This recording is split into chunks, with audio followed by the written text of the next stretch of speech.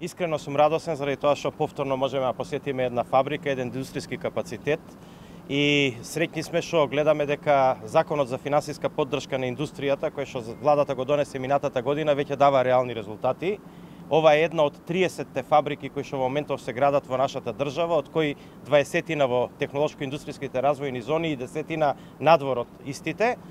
Ова е една надвор од технолошките индустријски развојни зони, значи гледаме дека ТАП-МАК реши, користејќи го овој закон, да ги зголеми своите капацитети и да изгради нови производни капацитети. Ја им благодарам што тие донесоа одлуката тоа да го направат во нашата држава, Република Северна Македонија, бидејќи кога ги водевме разговорите, тие имаа повеќе опции, повеќе држави, но тие го препознаа нашиот закон како исклучително конкурентен и своето проширување го направија во нашата држава. Тоа е добро за сите граѓани на Пробиштип, бидејќи ТАП-МАК покажа дека е еден совесен стопанственик кој што почнувајќи од производство од некои 77.500 единици акумулаторски во 2012 година, во текот на годините достигна до минатата година 1.222.000 акумулаторски единици, а оваа година веќе 2019 година тие ќе дојдат до 1.700.000 акумулаторски единици, но со овој нов погон кој што сега го гледаме се гради позади нас, значи тие ќе дојдат до 3 милиони акумулаторски единици и својот промет ќе го зголемат над 100 милиони евра, што значи дека тоа значително ќе влие како за развојот на Пробиштип и регионот, така и за развојот на економијата во нашата држава, а се разбира и за развојот на бруто домашниот производ и квалитетот на живот на сите граѓани.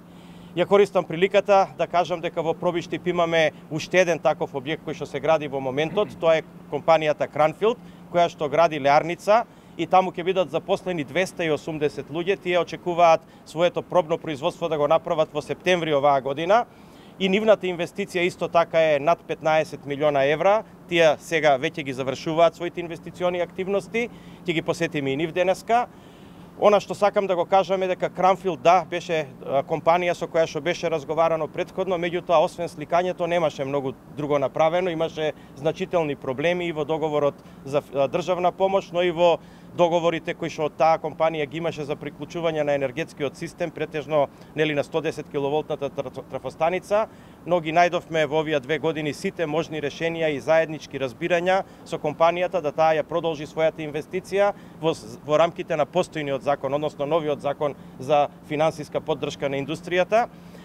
Така цениме дека Пробиштип како средина која што е исклучително важна во нашата држава, во овој крај и во овој регион ќе добие значи 2 нови индустријски капацитети кои што ќе обезбедат квалитетен живот за младите луѓе. Денеска слушнавме дека практично еден добар дел од раководството во компанијата се млади луѓе до 30 години, тоа нас ни дава посебна надеж дека и за